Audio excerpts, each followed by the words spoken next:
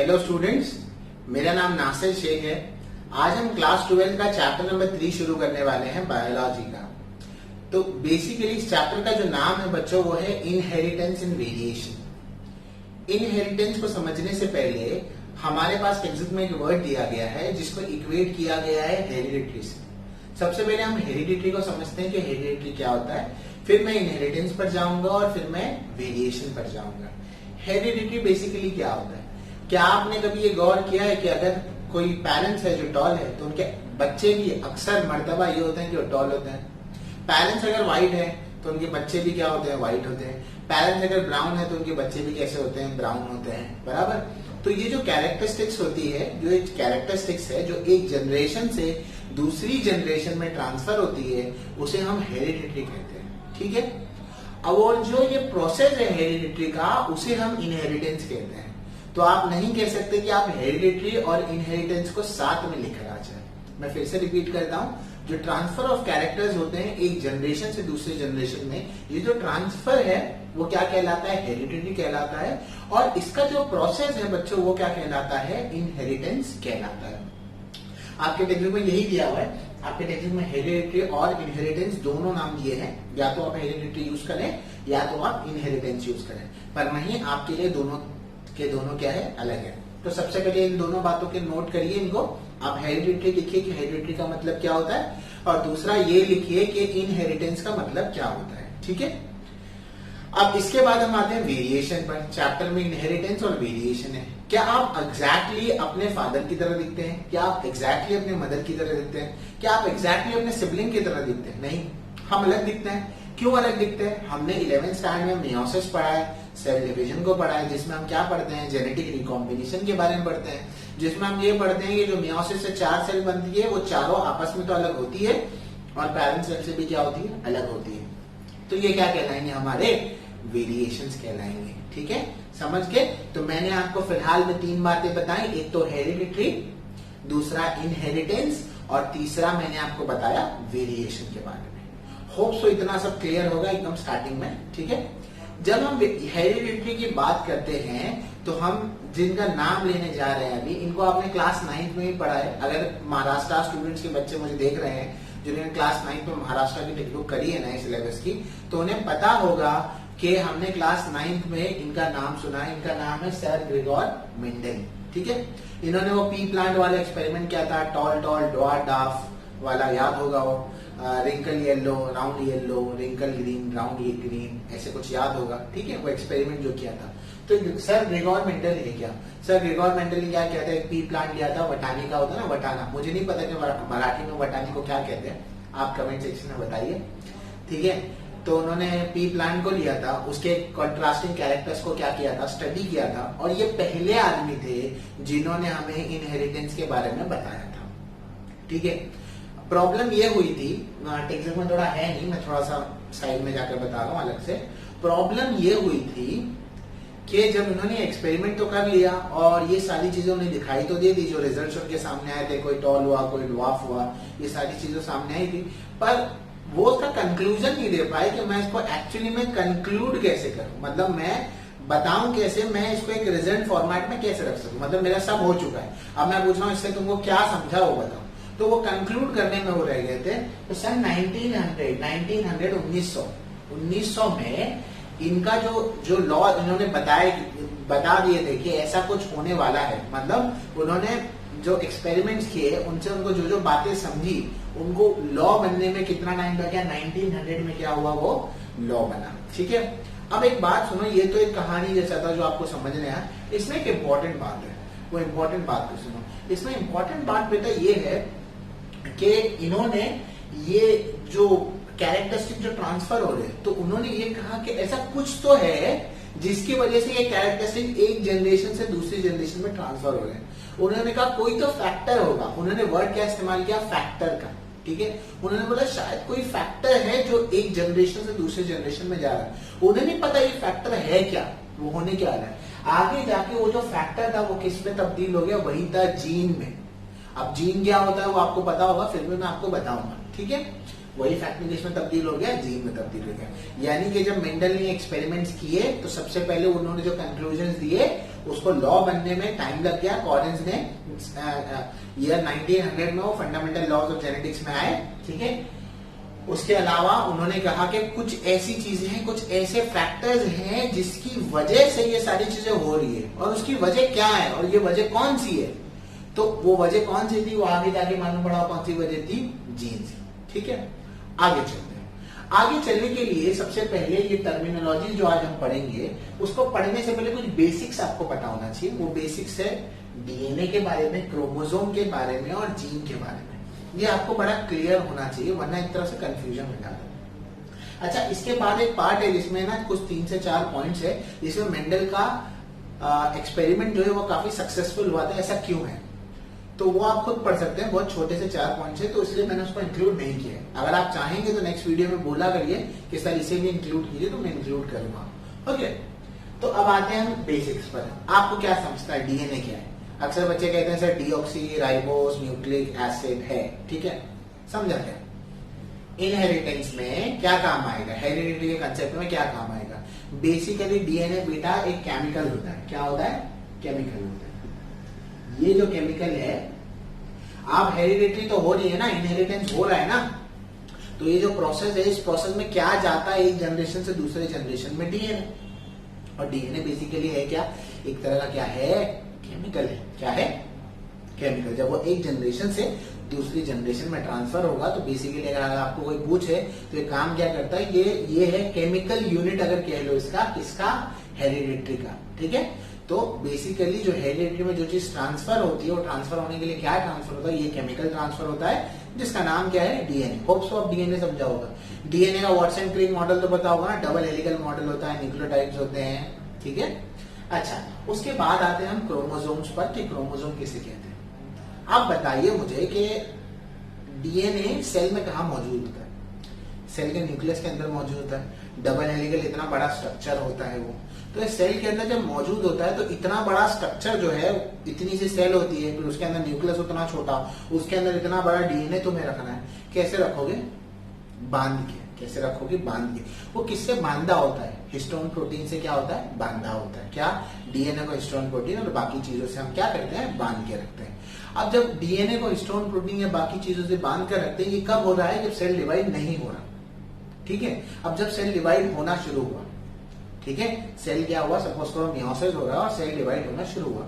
जब cell divide होना शुरू होता है तो ये जो डीएनए है, जो रैप है बाकी चीजों के साथ, ये एक सपोज करो ये रैप रहता है क्रोमैटिन फाइबर्स के साथ। ये जो होता है कंडेंस हो जाता है, और कंडेंस होके मतलब कैसे कंडेंस, मतलब कैसे बताऊं मैं आपको? कोई चीज पतली है उसको बार बार मान लोगे तो कैसे हो जाएगी? मोटी और थिक हो जाएगी, दिखने लगेगी। हाँ, वैसे ही। तो ये कंडेंस हो जाता है, और ये कंडेंस होकर किसकी शक्ल ले लेता है? क्रोमोसोम की शक्ल ले लेता है। तो डीएनए, ये क्रोमोसोम भी क्या है? डिवीजन के टाइम का जो डीएनए होता है वो है बेसिकली। सेल जब डिवाइड हो रहा है तो ये डीएनए कंडेंस हो जाएगा, और ये कंडेंस होकर क्या बनाएगा? क्रोमोसोम बनाएगा। देखो मैं इसको डिटेल में नहीं बता रहा, जितनी स्टेट बोर्ड के हिसाब से आपको बताना चाहिए वैसे मैं बता रहा हूं। तो ये कंडेंस होकर क्या बनाएगा? डीएनए क्या बना देगा? क्रोमोसोम बना देगा, ठीक है। इतनी बात समझ गए। अब आता हूं मैं जीन पर। जीन क्या है? तो जीन आप सबने सुना होगा, ये ऐसा पार्ट होता है डीएनए का जो क्या करता है? इंफॉर्मेशन को स्टोर करता है। डीएनए के अंदर कई हजार पेयर्स होते हैं, डबल हेलिकल स्ट्रक्चर होता है डीएनए का, है ना, ऐसे ऐसे करके, सॉरी, डीएनए का डबल हेलिकल स्ट्रक्चर होता है, तो यहाँ बेस पेयरिंग होती है ना, यहाँ यहाँ यहाँ यहाँ। तो ये जितने न्यूक्लियोटाइड्स की पेयरिंग है, सपोज करो इसमें कई सारे न्यूक्लियोटाइड्स की पेयरिंग होती है, तो जरूरी नहीं कि हर न्यूक्लियोटाइड की पेयरिंग में कोई इंफॉर्मेशन हो। जिस न्यूक्लियोटाइड की पेयरिंग में कोई इंफॉर्मेशन हो किसी बात के लिए, सपोज करो उसके अंदर इंफॉर्मेशन हो कि बच्चे की हाइट कैसी होगी या बच्चे की आंख का कलर कैसे होगा, तो वो जो बेस पेयरिंग है जिसके अंदर इंफॉर्मेशन है वो क्या कहलाएगा? जीन कहलाएगा। क्या कहलाएगा? जीन कहलाएगा। तो एक्चुअली तो एक जनरेशन से दूसरे जनरेशन में डीएनए ट्रांसफर हो रहा है, पर उस डीएनए के अंदर जो एक्चुअल में इंफॉर्मेशन जो ट्रांसफर हो रही है वो कौन ट्रांसफर कर रहा है? जीन के थ्रू ट्रांसफर हो रही है। समझिए, डीएनए तो जाएगा, जब डीएनए जाएगा तो उसके अंदर कौन इंफॉर्मेशन कौन लेके जा रहा है? डीएनए सपोज करो पूरा है, एक पूरा ट्रक है, ठीक है। ट्रक, हमें ट्रक नहीं चाहिए, आपने बाइक मंगाई है। क्या मंगाई है? बाइक मंगाई है। बाइक सपोज करो आपने कोई दूसरे स्टेट से मंगाई है और वो किसी बड़े ट्रक में आ गई, तो आप जब डिलीवरी लेंगे तो किसकी डिलीवरी लेंगे? पूरे ट्रक की डिलीवरी लेंगे, आपको जो बाइक चाहिए उसकी डिलीवरी लेंगे। आप बाइक की डिलीवरी लेंगे तो जीन क्या है? आपका वो बाइक है। समझ गए? तो मैंने 3 चीज आपके सामने रखी। पहला तो डीएनए, ये ऐसा केमिकल है जब हेरिडिटरी होती है, इनहेरिटेंस का प्रोसेस होता है, तो ये केमिकल एक सेल से मतलब एक जनरेशन से दूसरे जनरेशन में क्या होता है? ट्रांसफर होता है। क्रोमोसोम सिंपल भाषा में क्या है? डीएनए कंडेंस हो जाएगा जब सेल डिवीजन का टाइम होता है, तो डीएनए कंडेंस हो जाता है और जो कंडेंस फॉर्म होता है उसे हम क्या कहते हैं? क्रोमोसोम कहते हैं। उसके अलावा जीन है। जीन डीएनए का वो हिस्सा है जिसके अंदर इंफॉर्मेशन स्टोर होती है। तो डीएनए के हर हिस्से को आप जीन नहीं कह सकते। जहां इंफॉर्मेशन स्टोर होगी वो आपका क्या कहलाएगा? जीन कहलाएगा। और जीन एक्चुअल यूनिट है जो हेरिडिटी कैरी करता है। अगर आप उसमें से जीन को निकाल दो डीएनए में से, तो कौन सी इंफॉर्मेशन यहां से वहां जानी है? खाली डीएनए लेके जाके क्या करेगा? कुछ नहीं होगा। समझ गए? तो जीन जो है ये एक्चुअल यूनिट है किसका? हेरिडिटी का। ठीक है, ये आपका एक्चुअल यूनिट कहलाएगा किसका? हेरिडिटी। ठीक है, अच्छा, अब यहां तक होने के बाद हेरिडिटी तक हो गया। अब आते हैं हम टर्मिनोलॉजीज पर। इन टर्मिनोलॉजीज को बच्चे बड़े ध्यान से सुनना। मतलब क्या हो जाता है, काफी बार बच्चे कंफ्यूज हो जाते हैं इन टर्मिनोलॉजीज को लेकर। काफी अलग अलग और बहुत ज्यादा टर्मिनोलॉजीज हैं, हम एक एक करके पढ़ेंगे। ठीक है, मैंने यहाँ पे कई सारी टर्मिनोलॉजीज लिखी हुई है। मेरा format by the way lecture का कुछ ऐसे ही रहेगा। मैं पहले से नोट्स लिखकर रखूंगा ताकि बहुत ज्यादा लंबा नहीं हो जाए कि मैं बात भी करूँ और लिखूं भी। तो थोड़ा सा शॉर्ट रखने की कोशिश करूंगा और टू द पॉइंट बात करूंगा। ठीक है, अब पहली टर्मिनोलॉजी पर आते हैं। होप्स आपको बोर्ड दिखाई दे रहा होगा, मैं यहाँ हो जाता हूँ। पहली आपकी जो टर्मिनोलॉजी है वो कैरेक्टर है। अब कैरेक्टर क्या? अब कैरेक्टर माने कि सपोज करो हम एक प्लांट लेते हैं तो हाइट उसका कैरेक्टर है। ठीक है, अगर हम एक ह्यूमन बॉडी लेते हैं तो हेयर उसका एक कैरेक्टर है। समझ गए? कैरेक्टर मतलब कोई एक फीचर जो हेरिटेबल है, जो ट्रांसफर होगा वो। ठीक है, वो आपका क्या कहलाएगा? कैरेक्टर कहलाएगा। ठीक है, अब उसके आगे आते हैं ट्रेड पर। सेकंड क्या है? ट्रेड। ट्रेड में मैंने लिखा है forms of character. Forms of character का मतलब क्या है? अब बाल अगर एक आपका कैरेक्टर है तो ट्रेड क्या होगा? बाल कैसे हो सकते हैं? बाल स्ट्रेट हो सकते हैं, बाल कर्ली भी हो सकते हैं, है ना? बाल ब्लैक हो सकते हैं, ब्राउन हो सकते हैं, बराबर। हाइट लंबा हो सकता है, छोटा हो सकता है, मिड रेंज में हो सकता है, तो वो उसका क्या कहलाएगा? ट्रेड कहलाएगा। समझ में आया? यानी ये कैरेक्टर तो बेसिक चीजें जो होना है, जो होगा, जो रहेगा। ठीक है, जैसे कि मैंने हाइट ले लिया तो वो कैरेक्टर है। अब हाइट की जो पॉसिबिलिटी है वो उसके क्या कहलाएंगे? ट्रेड कहलाएंगे। क्या कहलाएंगे? ट्रेड कहलाएंगे। समझ गए? तो अब टेक्स्ट बुक में ये दोनों को अलग अलग लिखकर बताया है। मैंने आपको जीन ऊपर बता दिया और मैंने यहाँ कहा था कि फैक्टर्स और जीन्स क्या है? एक ही है। तो फैक्टर और जीन यहाँ पर भी क्या है? सेम ही है। मेंडल ने जो फैक्टर्स कहा था वही जीन है। और जीन क्या है? एक्चुअल यूनिट है जिसकी वजह से क्या होता है? इनहेरिटेंस होता है। हमने पढ़ा ना कि जीन क्या होती है? जीन डीएनए का वो हिस्सा है जहां पर इंफॉर्मेशन स्टोर होती है और वही ट्रांसफर अगर होगा तभी तो इनहेरिटेंस होगा। अगर वो ट्रांसफर ही नहीं होगा तो इनहेरिटेंस कैसे होगा? ठीक है, तो ये दोनों तो सेम है। अब इस पर आते हैं। प्रोनाउंसिएशन सही किया करो। ठीक है ना, बायो में काफी बार हम लोग क्या कर लेते हैं? गलत प्रोनाउंस कर लेते हैं। हम भी कर लेते हैं। ये क्या है? ये है अलीलीज। क्या कहते हैं? अलीलीज। पूरा जो है इसे कहते हैं अलीलोमॉर्फ कहते हैं और शॉर्ट फॉर्म में इसे क्या कहते हैं? अलीलीज कहते हैं। आपको दिखाई दे रहा होगा यहाँ पर। तो ये अब ये अलीलीज या ये है क्या? अलीलोमॉर्फ है क्या? एक्चुअली ये अलीलीज या एलिलोमॉर्फ जो है ऑल्टरनेटिव फॉर्म ऑफ जीन है। क्या मतलब इसका? मैं आपको बताने की कोशिश करता हूँ। होप सो यहाँ पर जगह खाली है थोड़ी बोर्ड पर, मैं यहाँ दिखाने की कोशिश करता हूँ। ठीक है, आपका एक क्रोमोसोम है। ठीक है, हाँ, और ये क्रोमोसोम कैसा है? Homologous chromosome. होमोलोगस क्रोमोसोम मतलब क्या? सपोज करो ये हिस्सा और ये हिस्सा देखने में भी सेम है, जेनेटिकली भी सेम है, इनकी पेयरिंग वेयरिंग सब क्या है? सेम है। ठीक है, अब सपोज करो यहाँ पर, सपोज करो ये पोजीशन 1 है, ये पोजीशन 2 है, यहाँ पोजीशन 1 है, यहाँ पोजीशन 2 है। थोड़ा छोटा डायग्राम बनना है, प्लीज एडजस्ट कर लेना। यहाँ पर और यहाँ पर, यहाँ पर, यहाँ पर दोनों पर जीन है और ये दोनों जीन क्या एग्जैक्टली क्या है? सेम है। तो अगर ये दोनों जीन एग्जैक्टली जब सेम होगी, एक सपोज करो पैटर्नल साइड से ये आया है और ये कहां से है? मैटरनल साइड से है, और दोनों सेकेंड नंबर की पोजीशन की जो जीन है वो दोनों अगर सेम होगी तो उन्हें क्या कहेंगे? अलीलीज कहेंगे या अलीलोमॉर्फ्स कहेंगे। समझ गए? मतलब इनका जो लोकाय है पोजीशन, ठीक है ना, तो सॉरी, इनकी जो लोकाय वो इनकी जो बेसिकली जो पोजीशंस होती हैं वो, और होमोलोगस क्रोमोसोम होना चाहिए। होमोलोगस क्रोमोसोम का मतलब क्या है, ये जेनेटिकली मॉर्फोलॉजिकली दिखने में ये क्या होंगे, क्रोमोसोम्स क्या होंगे, सेम दिखाई देंगे, और इनके लोकाई पर जो पोजीशंस भी क्या है सॉरी, अगर ये सेम होगा तो ये क्या कहलाएंगे, एलीलीज कहलाएंगे या एलिलोमॉर्फ कहलाएंगे। मतलब डजंट मैटर जीन यहां से गया यहां से गया, आउटकम क्या होगा, एक ही होगा, ठीक है। ये आपके एलीलीज या एलिलोमॉर्फ कहलाएंगे। ओके, यहां तक होने के बाद अब आते हैं हम डोमिनेंट और रिसेसिव पर, कि डोमिनेंट किसे कहते हैं और रिसेसिव किसे कहते हैं। मैं उससे पहले अगर आपको ये होमोजाइगस और हेटेरोजाइगस एलीलीज पढ़ा लूं तो वो सही रहेगा, तो मैं ये पहले बता देता हूं। एक डबल टी का मतलब क्या है और एक टी और स्मॉल टी का मतलब क्या है। देखो, डबल टी का मतलब है कि प्लांट जो होगा वो आपका टॉल होगा। पहला टी और ये टी जो है इसका मतलब कि प्लांट आपका क्या है, टॉल है। बट यहां पर अगर आप देखेंगे तो यहां पर दोनों क्या है, सेम है, तो ये होमोजाइगस कहलाएंगे, ये होमोजाइगस एलीलीज है। क्यों, क्योंकि दोनों एलीलीज से क्या है, टॉल टॉल है, जैसे यहां से आता, ठीक है। अब यहां पर हेटेरोजाइगस एलीलीज क्यों होंगे, क्योंकि एक से टॉल आया और एक से क्या आया, स्मॉल टी का मतलब क्या है, ड्वार्फ आया। आई होप सो इसका इंट्रोडक्शन आपने क्लास 9 में थोड़ा सा पढ़ा है तो आपको पता होगा। अगर दोनों टी आते हैं तो भी टॉल है, पहला टी और दूसरा स्मॉल आता है तो भी टॉल है। क्यों, वो मैं बताता हूं। डोमिनेंट कैरेक्टर वो होता है जिसमें होमोजाइगस हो या हेटेरोजाइगस हो, वो अपनी ही कैरेक्टरिस्टिक को शो करता है। जैसे कि यहां पर टॉलनेस का शो होना, यहां दोनों तो टॉल ही थे, तो कोई भी आता तो प्लांट तो कैसा होता है, टॉल ही होता है ना, ठीक है। यहां एक टॉल था एक शॉर्ट था, पर फिर भी प्लांट ने अपनी कैरेक्टरिस्टिक कैसे दिखाई, टॉल की दिखाई, तो यानी उसको उसने क्या कर दिया, पीछे कर दिया। तो यानी कि डोमिनेंट कैरेक्टर किसे कहते हैं, या डोमिनेंट एलीलीज में कैसे आएगा। डोमिनेंट एलीली या डोमिनेंट कैरेक्टर क्या होगा वो सुनो। डोमिनेंट उसे कहते हैं जेनेटिक्स की भाषा में जो चाहे अपीयरेंस में होमोजाइगस हो या हेटेरोजाइगस हो, वो अपना अपीयरेंस हमेशा शो करेगा। जैसे कि ये होमोजाइगस है और ये हेटेरोजाइगस है, तो यहां पर भी आपको टॉल मिलेगा और यहां से भी क्या मिलेगा, टॉल मिलेगा। रिसेसिव, रिसेसिव भी अपना अपीयरेंस शो करेगा, पर सिर्फ और सिर्फ कब शो करेगा, जब वो होमोजाइगस कंडीशन में होगा।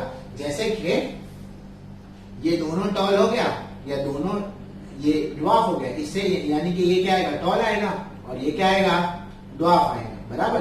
तो ये टॉल है और ये क्या है, ड्वार्फ है। तो अगर ये टॉल है ये ड्वार्फ है, तो रिसेसिव कैरेक्टर इसमें कोई भी हो सकता है, कोई डोमिनेंट होगा या कोई क्या होगा, रिसेसिव होगा। पर रिसेसिव कैरेक्टर अपना अपीयरेंस तो शो कर रहा है ना इसके अंदर, है ना, जो भी होगा रिसेसिव आउटकम तो एक ही आने वाला है। तो इसका मतलब डोमिनेंट कैरेक्टर्स वो कैरेक्टर्स हैं जो अपना अपीयरेंस शो करते हैं इररिस्पेक्टिव एलीली क्या है, होमोजाइगस है या हेटेरोजाइगस है। पर रिसेसिव में क्या होता है, होमोजाइगस होगा तभी रिसेसिव का कैरेक्टर दिखेगा, वरना रिसेसिव का कैरेक्टर दिखाई नहीं देगा। अंग्रेजी की भाषा में डोमिनेंट का मतलब ये होता है किसी चीज के ऊपर हावी हो जाना, उसको दबा देना, तो वही क्या कहलाता है, आपका डोमिनेंट कहलाता है। फेयर इनफ, इतनी बात समझ गए, ठीक है, ये हो गया।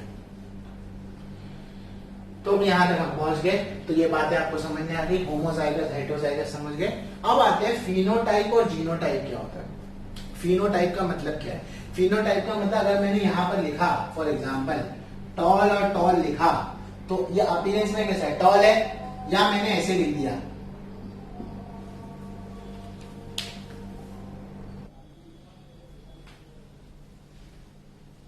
तो जैसे कि आपने यहां पर ऐसे लिख लिया, small capital D small T लिख लिया, या कैपिटल डी कैपिटल डी लिख लिया, तो ये दोनों में अपीयरेंस तो क्या रहेगा, पेड़ का कैसे रहेगा, टॉल रहेगा। तो फिनोटिपिकली दोनों क्या है, टॉल है। पर जीनोटिपिकली अगर आप देखेंगे तो यहाँ पर दो एलीलीज तो दोनों क्या है, टीटी है, और यहाँ पर जीनोटिपिकली देखेंगे तो ये डिफरेंट है, एक 1D है और एक कैपिटल टी और स्मॉल टी का रेशियो है। मतलब जीनोटिपिकली आप देखेंगे तो यहाँ पर ये चेक करेंगे कि कैपिटल है या स्मॉल है, और फिनोटिपिकली में सिर्फ आप अपीयरेंस चेक करेंगे, आप ये चेक नहीं करेंगे कि उसमें रिसेसिव एलीली कौन सा है, ठीक है, समझ गए। तो फिनोटाइपिक बेसिकली अपीयरेंस को देखते हैं, और जीनोटाइप में आप क्या करते हो, एक्चुअली देखा जाता है कि उसके अंदर एलीलीज कैसे हैं, ठीक है। अच्छा, अब यहां तक तो हम पहुंच गए, ये हो गया। अच्छा, तो फिनोटाइप और जीनोटाइप आपको समझ में आ गया, तो उसका फिजिकल अपीयरेंस वगैरह देखना है। नेक्स्ट आते हैं प्योर लाइन पर। नाम से ही समझ में आता है कि प्योर है भाई, प्योर माने शुद्ध है, ठीक है। अगर आप ध्यान से यहाँ पे एक एग्जांपल देखेंगे तो एग्जांपल है, मैंने ये लिया है एक होमोजाइगस एलील लिया है, यहाँ पर भी क्या है होमोजाइगस एलील लिया है। अब आप कैसे भी क्रॉसिंग कराओ इनकी जनरेशन में हमेशा क्या होगा, टॉल ही आएंगे लोग। अरे कोई ड्वार्फ आ सकता है क्या, नहीं ना, यहाँ पर सब क्या है टॉल ही, दोनों डोमिनेंट रिसेसिव जो भी आप ले लो यहाँ पर सब टॉल है। तो ये ऐसी ब्रीड होगी जहां पर कोई दूसरा आपको टाइप ऑफ ऑर्गेनिज्म दिखाई देगा ही नहीं, सारे आपको एक ही ब्रीड के दिखाई देंगे। अगर सपोज करो मैंने दोनों स्मॉल टी लिए होते, यहाँ पर दोनों स्मॉल टी, यहाँ पर दोनों स्मॉल टी लिए होते, तो वो भी कैसे होते, प्योर लाइन में आते, क्योंकि इनकी भी ब्रीडिंग होती तो सारे के सारे ड्वार्फ ही आते, कोई टॉल आता ही नहीं। तो ये किस में आ जाएगा, प्योर लाइन में आ जाएगा। इसके अलावा F1 जनरेशन है, F2 जनरेशन है। F1 या F2 जो वर्ड है, वो जो F वर्ड है वो है फिलियाल। फिलियाल का मतलब होता है आगे वाली जनरेशन।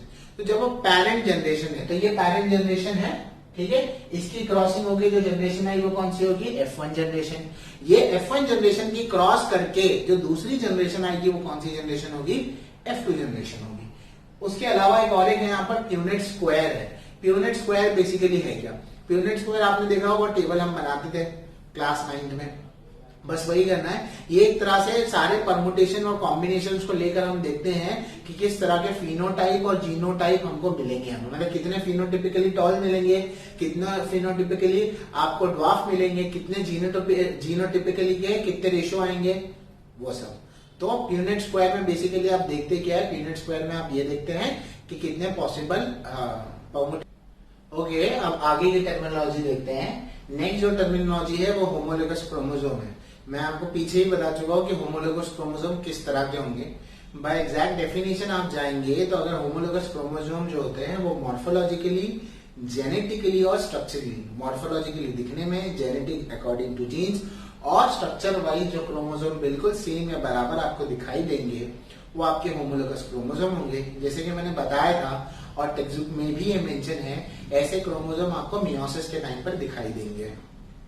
अब इसके अलावा मैं आता हूं नेक्स्ट टर्मिनोलॉजी पर, जो बैक क्रॉस है। बैक क्रॉस को समझने के लिए सपोज कीजिए हम एक क्रॉसिंग कर रहे हैं, यहाँ पर ये पेरेंट है, ठीक है। अब दोनों तो है वो होमोजाइगस है, तो यहाँ से कैपिटल टी आएगा, यहाँ से स्मॉल टी आएगा, इसमें तो कोई शक है नहीं। अब ये दोनों क्रॉस होके ये बनाएंगे, बराबर, कैपिटल टी स्मॉल टी बनेगा। अब जब मैं इसका क्रॉस रिटर्न अगर पेरेंट के साथ कर दूं, यानी कि फिलियाल 1 जनरेशन कौन सी है, ये है, इसका क्रॉस अगर रिटर्न में किसी पेरेंट के साथ कर दूं तो वो क्या कहलाएगा, बैक क्रॉस कहलाएगा। समझ गए, उल्टा क्रॉसिंग करना। अब वैसे ही आते हैं टेस्ट क्रॉस के ऊपर, सेम यही है, जैसे आप क्रॉस कर रहे हो फिलियाल 1 जनरेशन तक आए क्रॉस करके, बट अब की बार मैं पेरेंट में ही क्रॉस करूंगा, बट मैं वो पेरेंट के साथ क्रॉस करूंगा जो होमोजाइगस रिसेसिव पेरेंट है। ये डबल टी क्या है, होमोजाइगस है, ये स्मॉल टी क्या है, ये भी होमोजाइगस है, पर ये डोमिनेंट पेरेंट है, और ये स्मॉल वाले जो होते हैं वो कौन से होते हैं, रिसेसिव होते हैं, ठीक है ना। तो अगर मैं होमोजाइगस रिसेसिव पेरेंट के साथ फिलियाल 1 जनरेशन का क्रॉस कर दूं तो ये क्या कहलाएगा, टेस्ट क्रॉस। टेस्ट क्रॉस एक तरह का बैक क्रॉस ही होता है, ठीक है, याद रहेगा। तो इसमें इंटरकनेक्शन बिठा लो, एकदम सेम ही है, पर अगर मैं स्पेसिफिकली इन्हीं को चूज करूं, समझ गए। ऐसे सपोज करो कि आप, ये आप हो, या आपके फादर है और आपके मदर है, ठीक है। अब आपने रिटर्न जवाब देना है, ठीक है। आपने स्पेसिफिकली मम्मी को ही चूज किया क्योंकि मार कम पड़ेगी शायद से, ठीक है। तो वो कहां पर आ जाएगा, टेस्ट क्रॉस में आ जाएगा, शायद से ना, तो वो टेस्ट क्रॉस में आ जाएगा। अगर फादर को ही बोल दिया, अगर मदर नॉर्मली उल्टा जवाब देते हो तो वो किस में जाएगा, बैक क्रॉस में जाएगा। आई होप से समझा होगा। इसके बाद आता है फिनोटाइपिक रेशियो और जीनोटाइपिक रेशियो। ये फिनोटाइपिक रेशियो और जीनोटाइपिक रेशियो वही है, फिनोटिपिकली अपीयरेंस में था, तो अगर मैं उसको नंबर्स में लिख दूं कि कितने नंबर्स हैं टॉल के, कितने नंबर्स हैं ड्वार्फ के, उसको एक रेशियो के फॉर्मेट में लिख दूं तो फिनोटाइपिक रेशियो कहलाएगा। And same goes for genotypic ratio. उसके बाद जो दो टर्मिनोलॉजी अब हमारी बच जाती है वो है monohybrid cross and dihybrid cross. अगर मैं सिर्फ किसी एक ट्रेट को लेकर अगर मैं सिर्फ कोई एक ट्रेट को लूं और उसकी क्रॉसिंग करूं तो वो मोनोहाइब्रिड क्रॉस कहलाएगा। जैसे कि अगर मैं सिर्फ प्लांट के टॉलनेस या ड्वार्फनेस पर कॉन्सेंट्रेट कर रहा हूं और उसी की क्रॉसिंग कर रहा हूं तो वो मोनोहाइब्रिड क्रॉस में आएगा। या अगर मैं प्लांट के एक ट्रेड तो ये हो गया कि टॉलनेस और ड्राफ्टनेस को हो गया। दूसरा सीड का जो शेप है, रिंकल है या राउंड है, अगर उसको भी ले रहा हूं तो यहाँ पर मैंने 2 ट्रेड ले लिए, तो 2 ट्रेड की क्रॉसिंग करूंगा तो कैसे होगा, डाई हाइब्रिड क्रॉस। अगर 3 ले लिए तो क्या होगा, ट्राई हाइब्रिड क्रॉस। तो इस तरह से ये सारी की सारी आपकी टर्मिनोलॉजीज है। होप्स आपको लेक्चर समझा होगा। अगर आपको ये लेक्चर समझ नहीं आया तो प्लीज कमेंट सेक्शन में मेंशन कीजिए कि ये लेक्चर आपको कैसा लगा। वीडियो अच्छा लगा तो प्लीज लाइक कीजिए, नहीं अच्छा लगा तो डिसलाइक कीजिए। प्लीज चैनल को सब्सक्राइब कीजिए। Okay, thank you.